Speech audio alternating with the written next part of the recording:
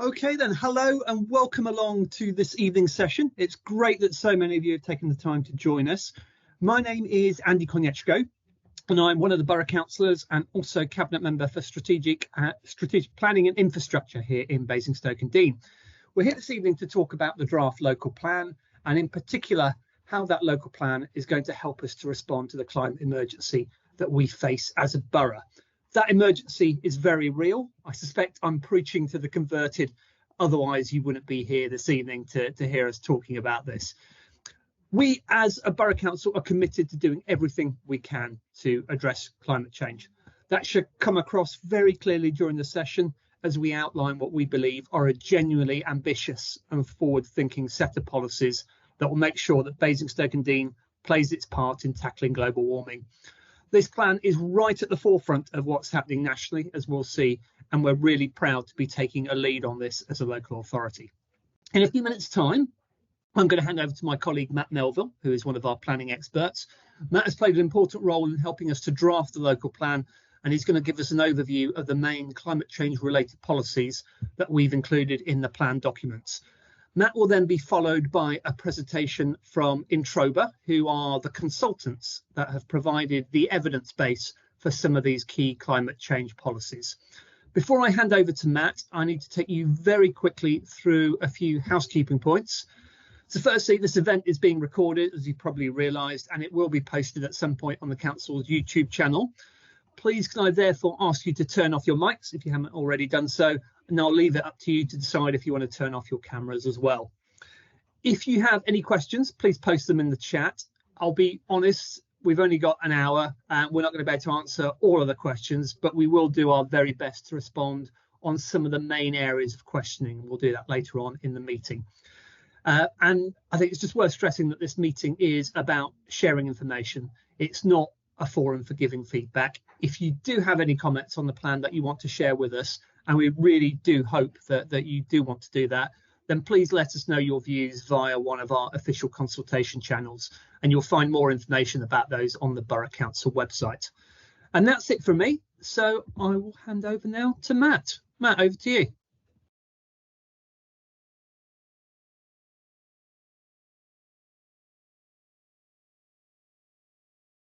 So can I just check that you can see the slides on the screen? Is that right? We can, yeah. Okay, perfect. Okay, so good evening, everybody. My name is Matthew Melville. I'm Planning Officer here at Basingstoke and Deane Borough Council. I've been working on some of the climate change policies in the local plan update.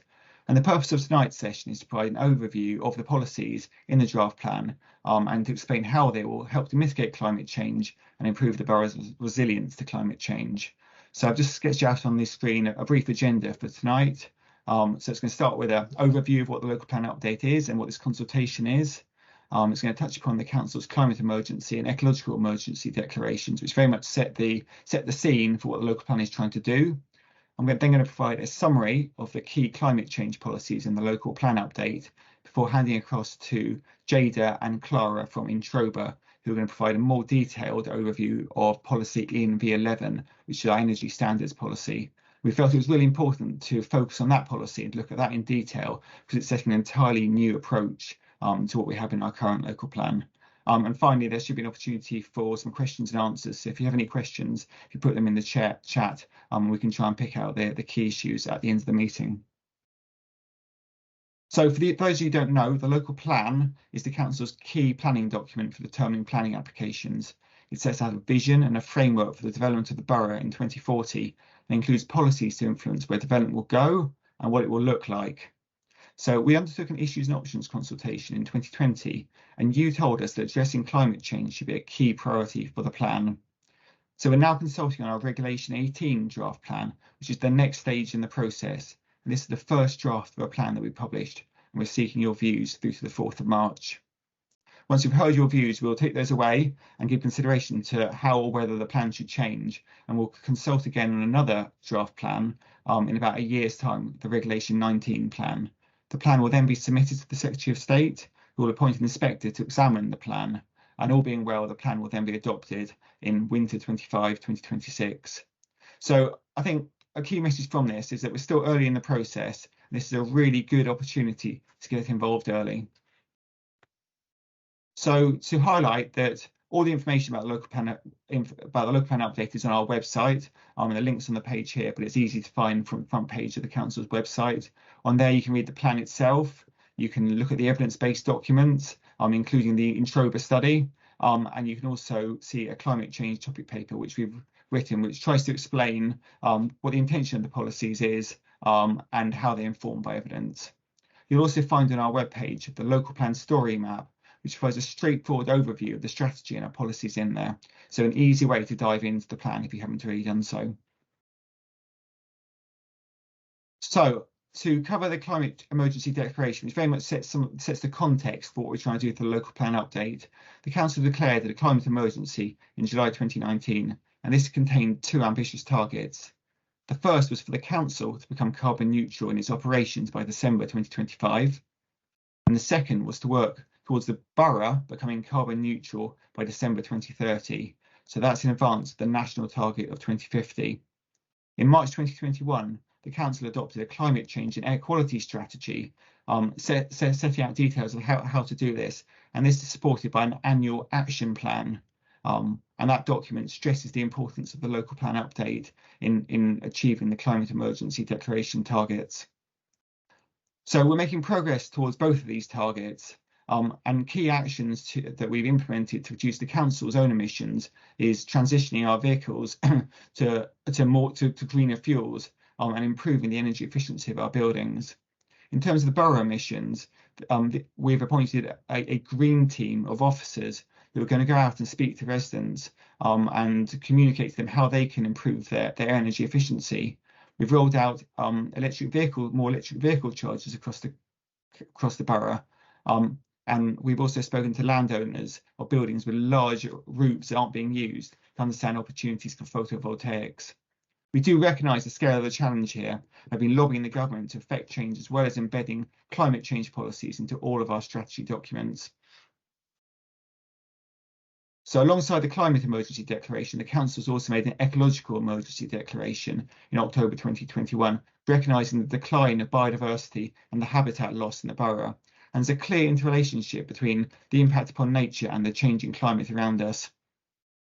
So in response to this, the council is taking steps to manage, protect, enhance and restore nature across the borough in line with the Green Infrastructure Strategy, and we're shortly due to adopt a biodiversity strategy as well. So these declarations feed through to the level of ambition that we have in our local plan update. And this is established on the very first page where the vision says the borough will be an exemplar carbon neutral borough that will be resilient to the impacts of climate change. And climate change mitigation and adaptation is effectively a golden thread running through the whole local plan update. And this is demonstrated by policy CLC1, a carbon neutral climate adapted borough, which sits at the very front of the plan. And this cross-references to other policies all across the plan to show how cumulatively they work to deliver that climate change vision. So, for example, issues like the location, layout, design, the services and facilities included within developments, they can impact upon the amount of carbon generated by the occupiers. Equally, well-planned green infrastructure and the consideration of issues like flood risk, those types of issues are important for adaptation as well. So recognising that the plan as a whole comes together to address climate change. So there are three specific policies relating to sustainable construction and renewable energy in the plan. I'm just going to touch upon those. So policy ENV11, energy standards, sets energy requirements for new development, including a requirement for all new homes to reach net zero. I know that Clara and Jade are going to speak more about this in their presentation. But what I wanted to highlight was that the policy was finalised in advance of a written ministerial statement that came from the Minister of Housing just before Christmas. This stated that the government does not expect plan makers to set local energy efficiency standards for buildings that go beyond current or planned building regulations. They should be rejected at examination unless they are viable, maybe not unreasonable, and that they should also be expressed as a percentage uplift of a dwelling's target emissions rate as per building regulations. The council is very concerned about this because this would not result in such high-performing homes, and the target emission rate metric does not conform to best practice. The council is currently working with others to review the implications of this written ministerial statement. The second policy I was just going to give an overview on was policy ENV 12, Sustainable Design and Construction Adaptation. And this requires planning applications to demonstrate they've thought about how they'll minimise resource use and be resilient to the impacts of climate change through the design process. This is issues like minimising construction waste, reducing waste from occupiers, enabling and encouraging recycling and composting, minimising water use, and rolling across the requirement that homes should not exceed 110 litres per person per day, as per the current local plan, which is the most ambitious standard that we're allowed to set. But in making sure that developments include building and site level adaptations to ensure resilience to the impacts of climate change. So, for example, thinking about the window size and orientation, how that impacts upon the warmth of buildings, and the use of trees to provide urban shading. All these types of issues should be considered upfront in the design process. The policy also requires non-residential development to achieve a BREEAM rating of excellent with outstanding credits for energy efficiency and water consumption. And BREEAM is a nationally recognised measure of a building's sustainability, and this is a means commonly used in local plans to ensure the efficiency of non-residential buildings. And finally, policy ENV 13 covers renewable and low carbon energy generation. The evidence base highlights the importance of renewable energy in helping the borough to reach that net zero target.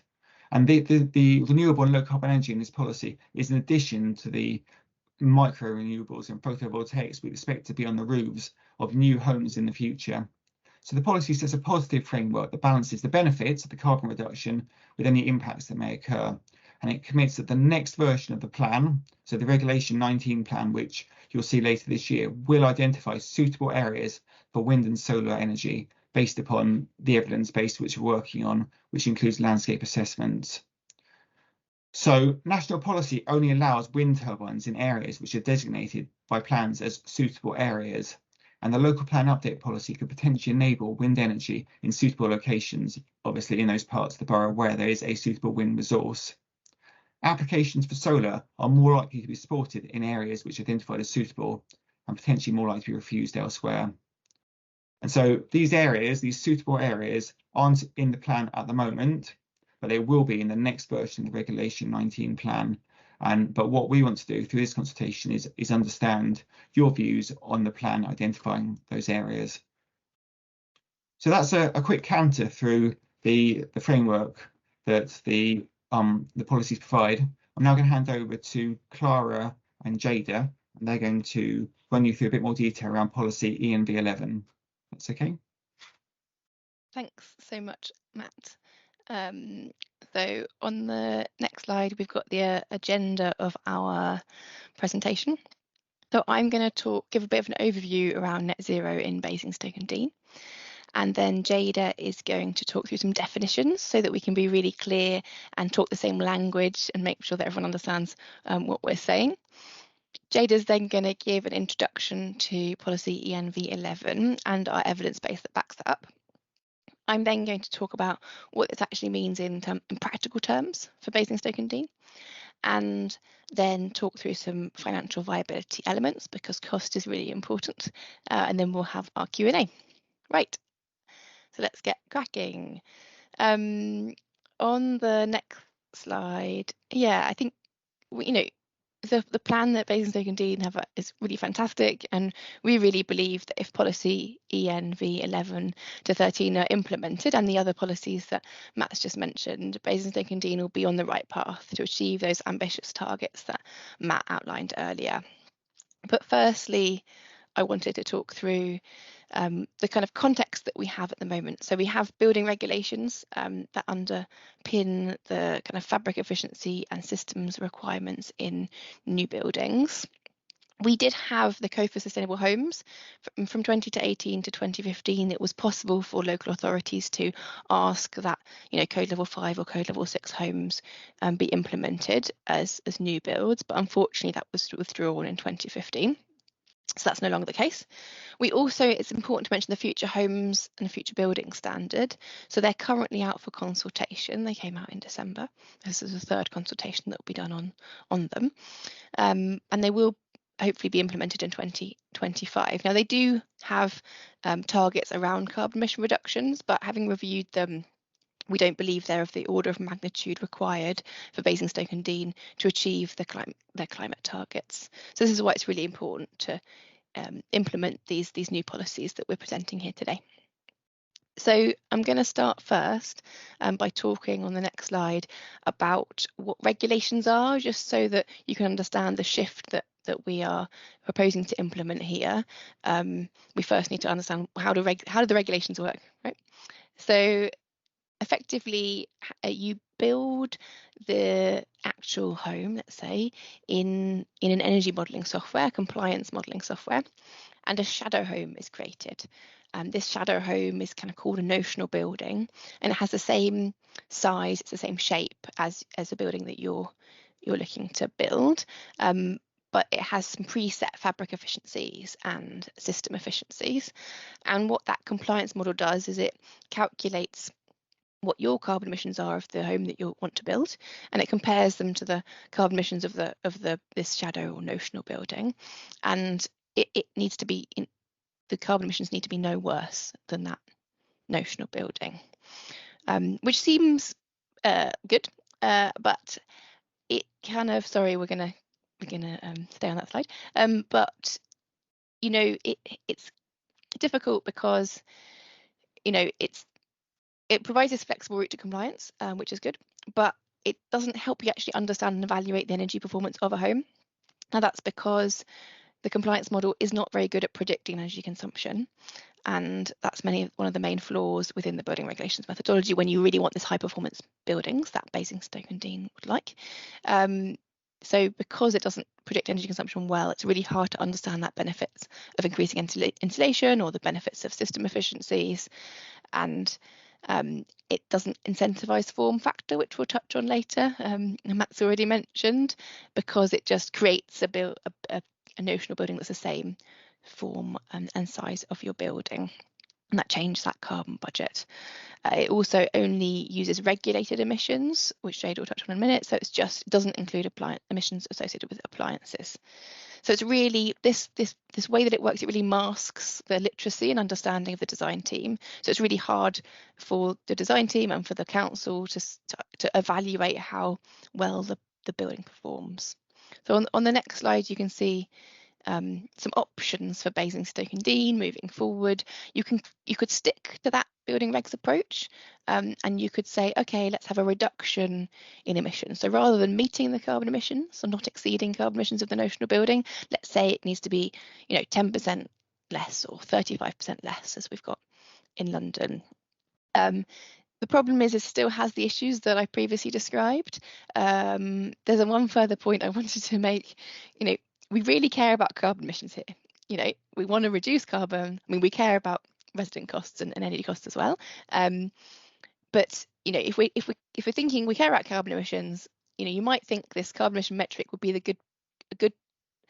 good way of evaluating how well performing a building is, but actually your energy consumption is multiplied by a carbon factor to get this carbon emissions, and that carbon factor is variable, so that might change over time depending on grid renewables, depending on various factors that's outside of the control of the design team and of the council, and so that further masks the understanding of how building actually performs.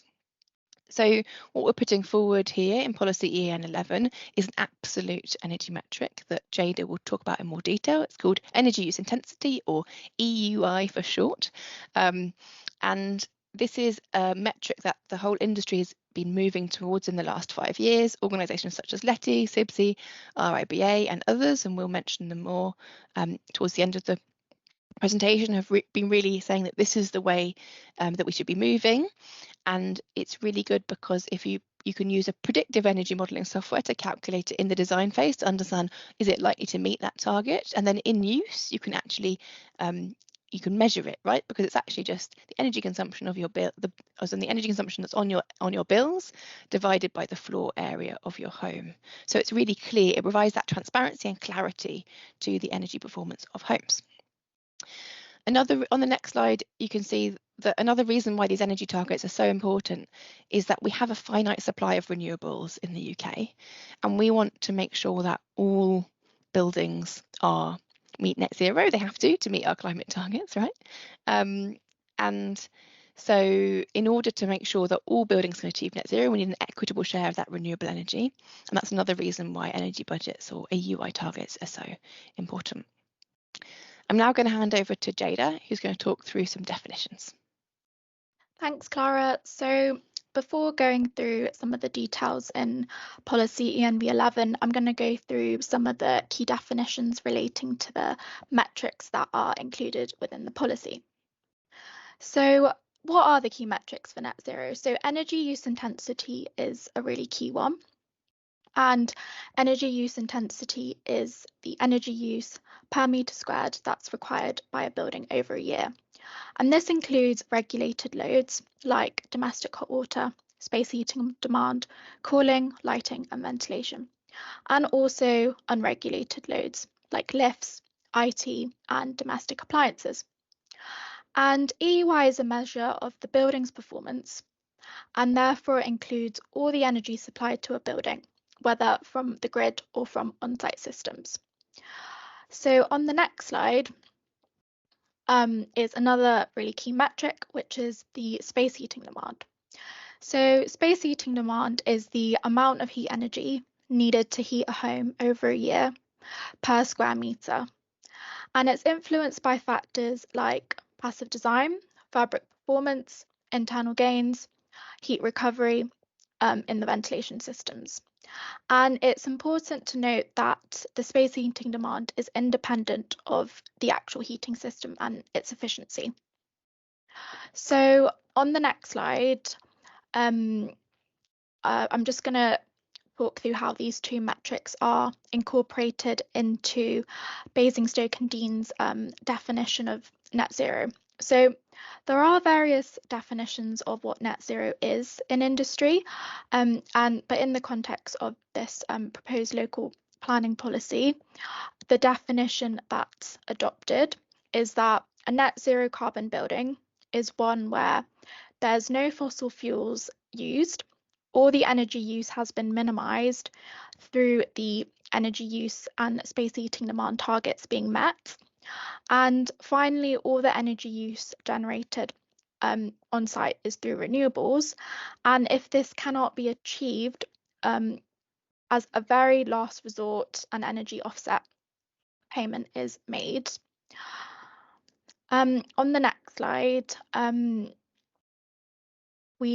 it's really important to address that not all emissions are produced when a building is in operation, but also at different stages of the building's whole life. And these emissions are referred to as the embodied carbon emissions.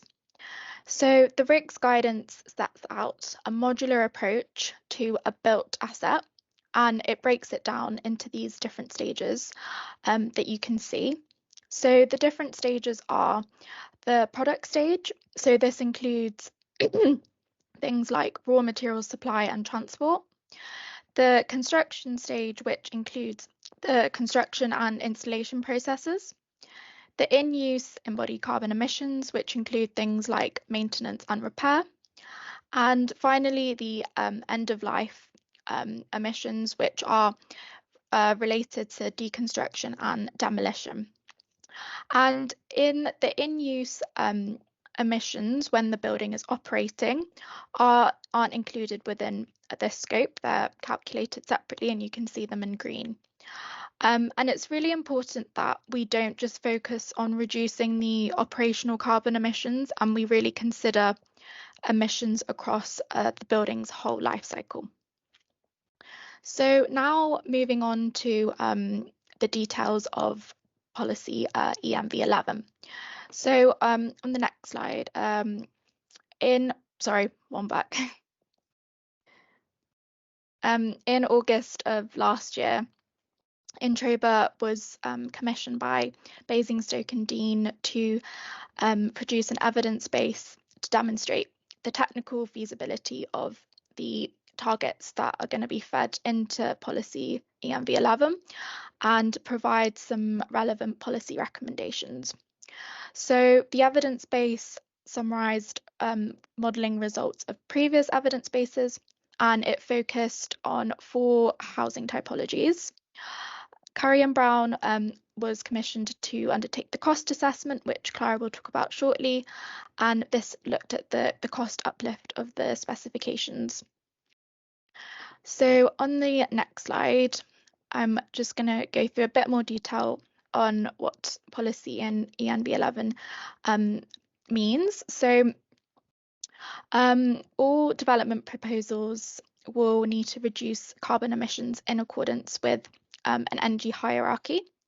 So the building will be needs to be ultra low energy, and this is through optimizing the layout, orientation, and the design. The next here is the building will need to be fossil fuel free, and there's really an emphasis for proposals not to burn fossil fuels on site, and also reduce the whole life and embodied carbon. The third tier is about maximizing the on-site renewable electricity generation. And proposals for all new dwellings will need to submit an energy statement which covers evidence of this hierarchy being followed. The next section of the policy ENV 11 looks at net zero homes. So all newly constructed homes will have a high performance fabric, so a space heating demand of 15 kilowatt hours per meter squared per year, and also be ultra low energy with an energy use intensity target of 35 kilowatt hours per meter squared per year. And these targets were evidenced in the piece of work that was done by Introba. And in order to achieve a net zero operational energy balance, the amount of renewable energy generated will need to be matched or exceeded by the renewable energy generated will need to match or exceed the predicted total energy of the building, including both regulated and unregulated energy. And as I mentioned earlier, if there is a circumstance which cannot be achieved, as a very last resort, the energy offset payment will be made. So it's on to embodied carbon. So it's really great to see that Basingstoke and Deane are addressing embodied carbon within the proposed local plan. So within energy statements, buildings are going to be required to show how reductions in embodied carbon have been taken place, and developments of 100 homes or more will be required to calculate embodied carbon emissions using the RICS methodology. And then on the next slide, just touching on existing buildings. So when considering planning applications on existing buildings, weight will be given to improvements to the fabric energy efficiency. And then on the next slide, just touching on non-residential developments. So non-residential developments will need to also submit an energy statement to demonstrate that the energy hierarchy has been followed. There's also a requirement for the proposals to show that the opportunities for solar PV on the roof or other suitable technologies have been maximised, aiming to generate at least 70 kilowatt hours per meter squared of footprint area per year. And as Matt previously mentioned, non-residential developments will be required to reach BREEAM Excellent as a minimum, and specifically in the ENEO 1 and energy credit and the water credit, BREEAM Outstanding is expected.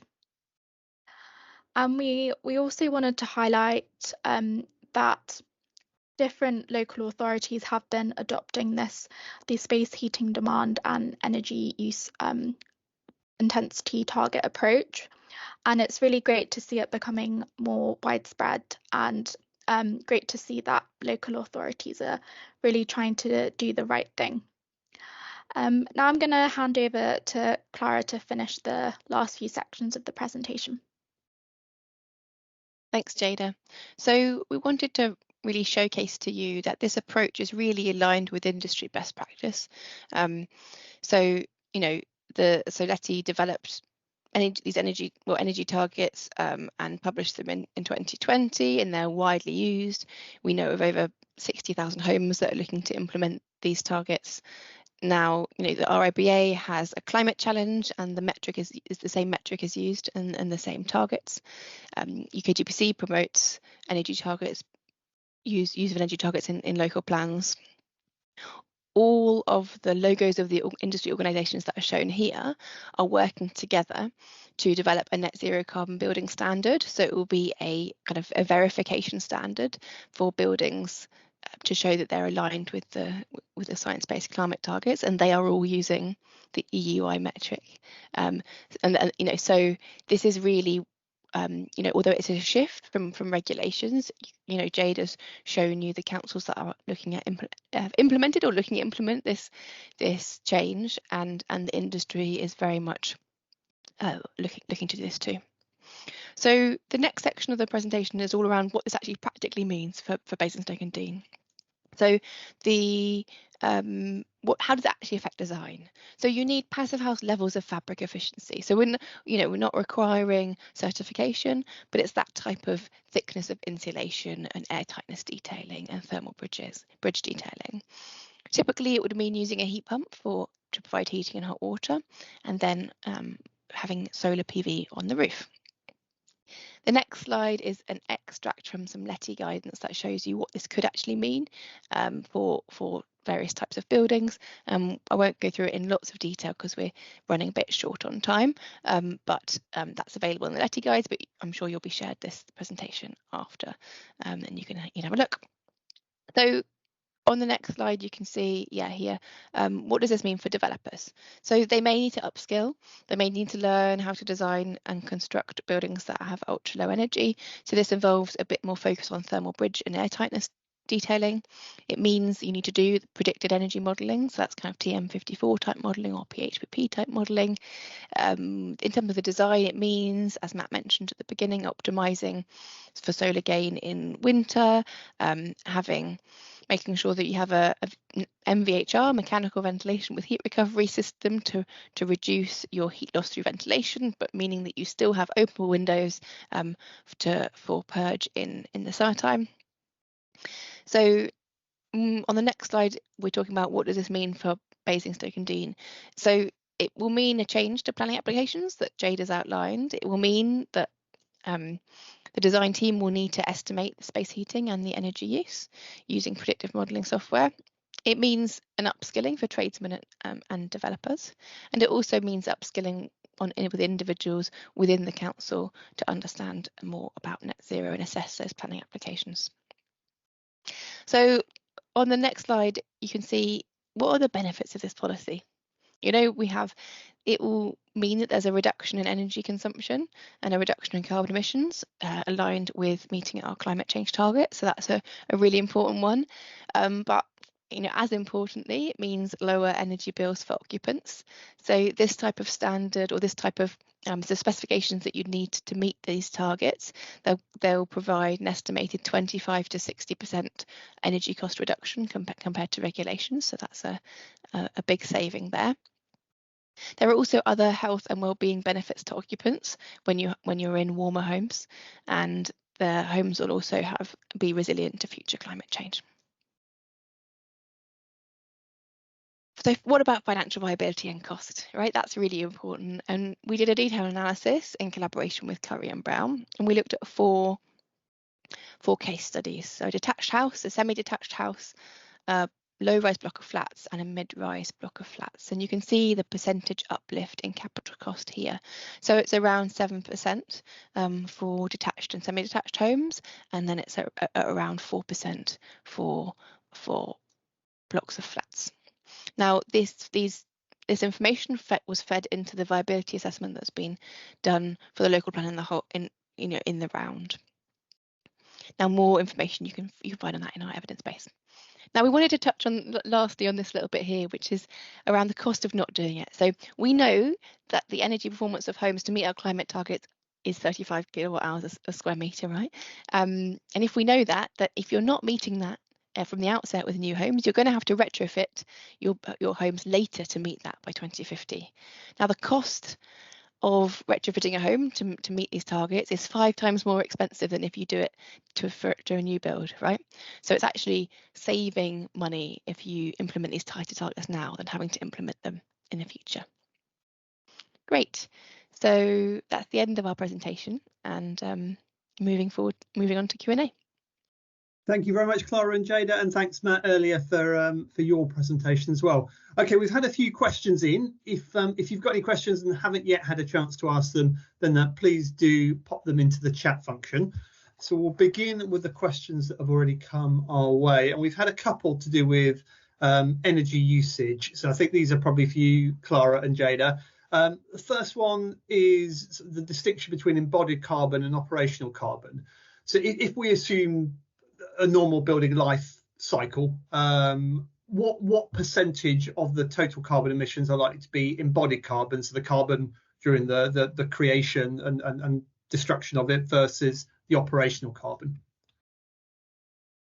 So I've just posted something. I saw this chat this in the chat earlier, so I was able to prepare a little, and I have sent in the chat a screenshot of a graph which I think is really useful to show this, and I've also shown where it's from. It's from the RICS Whole Life Carbon Assessment guidance. So this shows you, if you can see, the first bar chart shows you the split breakdown between embodied carbon and operational carbon for a building regulations compliant building. So the dark teal is upfront carbon. The middle one is still embodied carbon, but sorry, excuse me. The middle one is the embodied carbon through the life cycle of the building, and the lightest teal is the operational carbon. So you can see that embodied carbon represents roughly 60% of the carbon emissions of a building regulations compliant building. So if you didn't have this policy, and if you did, then it moves all the way to the column on the right, an ultra low energy building, and that means that your operational energy your carbon emissions associated with operational energy becomes much smaller, you can see, and so therefore embodied carbon has a much higher proportion. And crucially, the whole carbon footprint of the whole building is half under the ultra low energy standards than it is under the building regs. Exactly, and that's why embodied carbon is really important, and that's why we're asking to calculate it. But you can see that the focus is on operational carbon. If you get that operational carbon radically reduced, as we're doing with this policy, it reduces the whole life carbon dramatically. And yes, of course, we need to reduce embodied carbon as well, and that's why we're looking to calculate and report it. Thank you very much, Clara. And then a question drilling a little bit into more detail around the operational carbon and specifically around the energy usage intensity. Does that also include the energy that's going to be used as part of EV charging for charging of electric vehicles? I'll let Jada answer that so you get bored of my voice. If it's plugged into, if you're using the energy of your house, then would you include it? My understanding is you wouldn't, because it's separate. It's related to the energy consumption of the building, and I think even if you plug it in, even if you use the electricity from your house, that's not included within the EUI. Brilliant, fantastic. Okay, Matt, next question for you. Compliance and enforcement. So how do we make sure that developers actually comply with these standards after they get their planning consent? I think it's a really good question, and obviously something we're going to need to grapple with when the policy comes into force, because at the moment developers just need to comply with building regulations, and so this is sort of addressed by the building inspectors. I mean, certainly one thing we'll do is that through the planning application process, developers will have to submit, the details of precisely what they're going to do. And if we feel they're not doing that, we can go out on site and enforce against that. And presumably as well, Clara and Jada were talking about the upskilling of development teams. Presumably that's also going to require an upskilling of our teams as well to make sure that we can monitor and enforce these much higher standards. Absolutely. Great stuff. Okay, so there's another question that I think one for you, Matt, as well. In terms of these requirements are for developments over a certain size, in terms of number of units. What is there to stop developers for proposing sites that are just under this threshold to make sure that they're not caught by these new tougher regulations? Well, I think it's important just to be clear, the operational energy requirements apply to all new dwellings. The reference to 100 dwellings or more was where developers would be required to quantify specifically the embodied carbon within their buildings. And the policy sets out that below that will take a proportional approach to the information that we would require. So I think for a development of 90 dwellings, they still need to provide a significant amount of information. And I think we would probably, in the same way we do with affordable housing, to stop developers coming in just below the affordable housing threshold, be very mindful to make sure people weren't gaming the system to avoid these requirements. Thanks, Matt. That's reassuring to hear. Okay, a couple of questions now about existing housing stock, existing buildings. How does this policy deal with the poor fabric efficiency and energy usage of the existing housing stock? I think it's difficult for planning to address things which take place outside the planning system. What the policy seeks to do is that where how homes are being extended, it looks for improvements within the existing buildings and renewable energy to offset their existing energy use. Because often when people are extending or changing their house, there's opportunities to make energy efficiency gains at the same time. And presumably any homes granted planning consent between now and this new plan being adopted, they will follow the current plan guidelines rather than these tougher regulations. But that's right. This isn't part of the development plan at the moment. No, as the schematic showed on one of the early slides, this is still quite early in the process of developing this plan, and we need to go through the rounds of consultation and the examination before the policy becomes part of the development plan. Yeah. Okay. And once the new plan comes into effect, once the examiner has inspected it, is happy with it, hopefully, and it comes into force, do all of these rules apply straight away, or is there any delay between the adoption of the plan and these new regulations coming into force?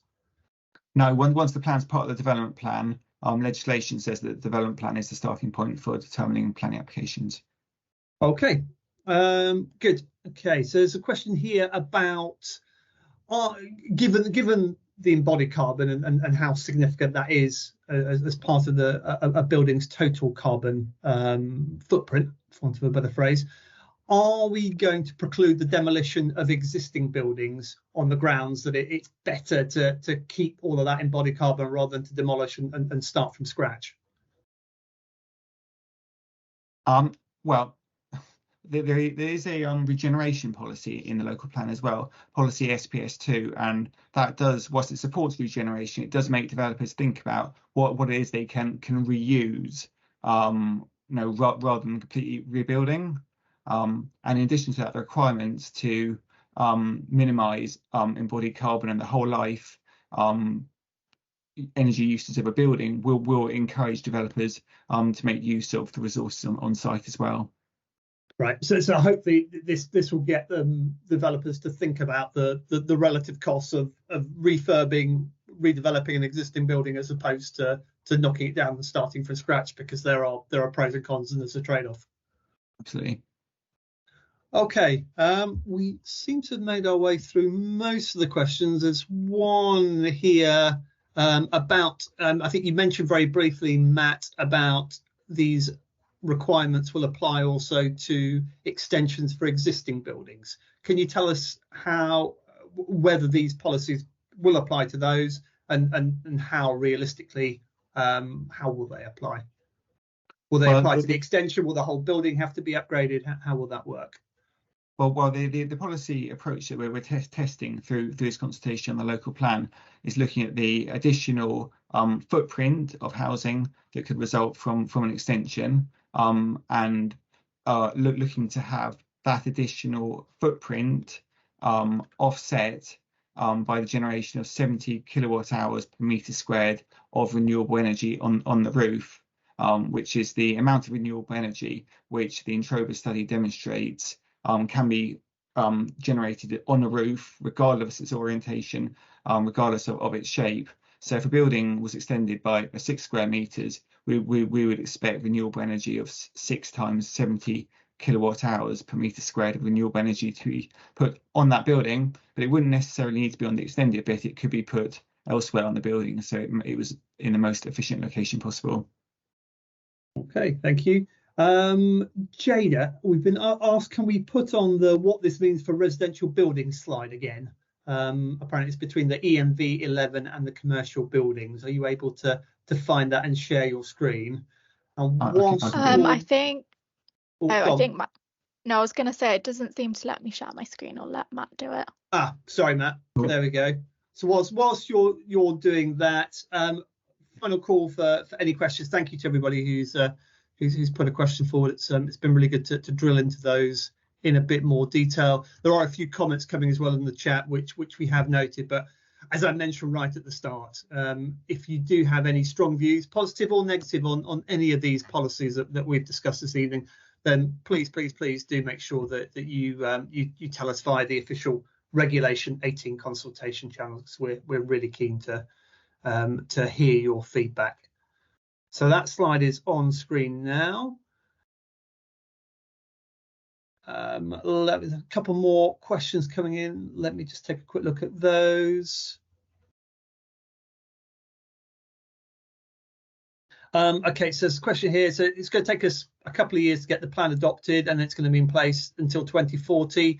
Are we going far enough with the standards in terms of future-proofing the plan? So valid question. So obviously we're very ambitious, and there was that slide earlier that we were showing that we are at that in the vanguard. We're right at the forefront of local authorities that are putting forward these ultra low energy homes. But in 10 years time, is this going to be out of date, and are we going to be kicking ourselves up we weren't more ambitious? Clara, do you want to pick this up? Yeah, so this is a really, I guess we want to stress that this is a really leading edge policy. When you're not, there are others that are doing it, which means that you can be comfortable that you're doing the right thing, and that you're not kind of going off in a maverick way, right? It's where the industry is shifting towards. It's where a lot of the industry organisations are saying this is how we need to measure buildings, and this is the right targets. Other progressive local authorities are doing that. Nobody else is pushing further than what Basingstoke and Deane are putting forward, and so I suppose that's important to share. There is a lot of work in this industry right now going on with how we're defining good. The Net Zero Carbon Building Standard this spring will come out with its energy use targets and embodied carbon targets around new buildings and existing buildings. So there is still time within the Regulation 19 consultation to reflect on that question, and I'm sure Matt and his team will be doing that. So yeah, I would share your views within the response to this consultation. But I believe right now, if you have to kind of say this is what the policy is going to be, and with the evidence that's there to kind of go through the examination in public, the court hearing that goes along with this consultation, I believe that this is pitched at an appropriate level, and it pushes as far as it can do with the evidence that we've got and the kind of financial costings that we've got. Thank you, Clara. There are probably a couple of points worth clarifying there. One is that, as Clara mentioned in her slides, we do also need to look at viability. So we need to make sure that whatever we suggest, these new standards, that it doesn't prevent developers from being able to build new homes with profits. That's really vital. So there is an upper bar as to how far we can go with these proposals. The other thing that's worth keeping in mind is that we are required to review the local plan after 5 years. So 5 years after adoption, we'll have to look at it again. We we may decide at that point that we don't need to change anything. So we're not obligated to make any changes, but we do need to review it. And if at that point carbon technology has moved on, energy efficiency standards have improved, then that will give us an opportunity in 5 years' time, rather than at the end of the 2040 period, to raise our standards. Okay, quick question about carbon offsetting. How are we going to check, Matt? Now, I'm not sure if necessarily we've finalised these details yet, but how are we going to make sure that actually, if developers have to, as a last resort, put some money into an offset fund, that money is paid and that offset fund is used properly? Well, the payment would be a planning obligation secured most likely through a Section 106 agreement, in the same way that the council secures funding in other ways from developers. So I'll be confident that we'll be able to secure that funding. Okay. Will these new standards apply to Manydown? I think it's probably worth saying, Matt, that there's two bits to Manydown. There's Manydown North, which already has outline consent, and there's Manydown South, which isn't quite as far advanced. So presumably Manydown North will be captured by the current plan, but Manydown South may well be picked up by this. Is that fair? That's right, yes. Yeah. Okay, can you tell us a little bit more about the ministerial statement that we found out just before Christmas, obviously saying that we might have to, or the government certainly wants local authorities not to go beyond the building regulations. Have we had an opportunity to explore what that means yet for us, and what are we doing to get ourselves comfortable with that?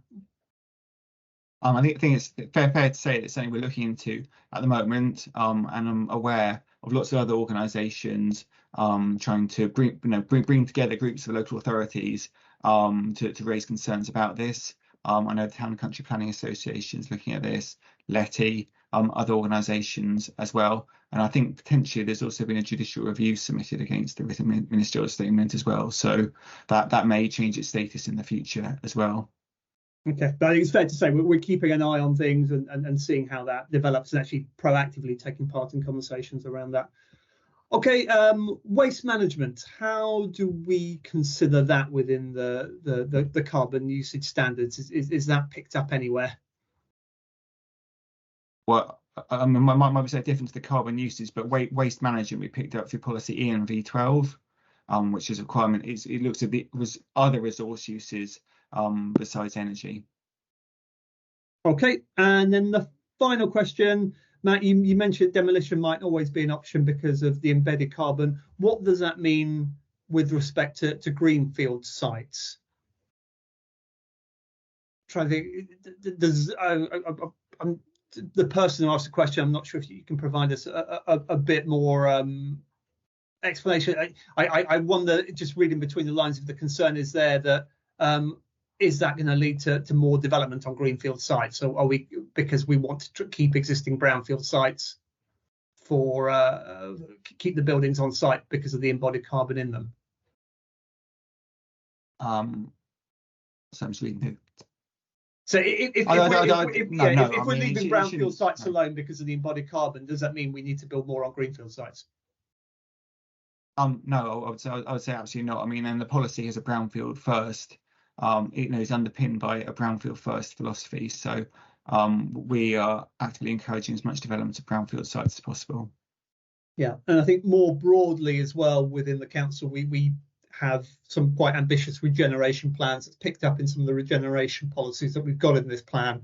But beyond that, there's a huge amount of work going on with that work. So I think that will come to the fore as well in due course. Right, we are going to leave it there. Thank you, all of you, again for your questions. Thank you for taking the time to join us this evening. Obviously, a huge thank you to Clara, Jada and Matt as well for their presentations, and everyone else behind the scenes who has made this evening happen. Thank you again. As we mentioned right at the start, we've got until the 4th of March to submit your comments.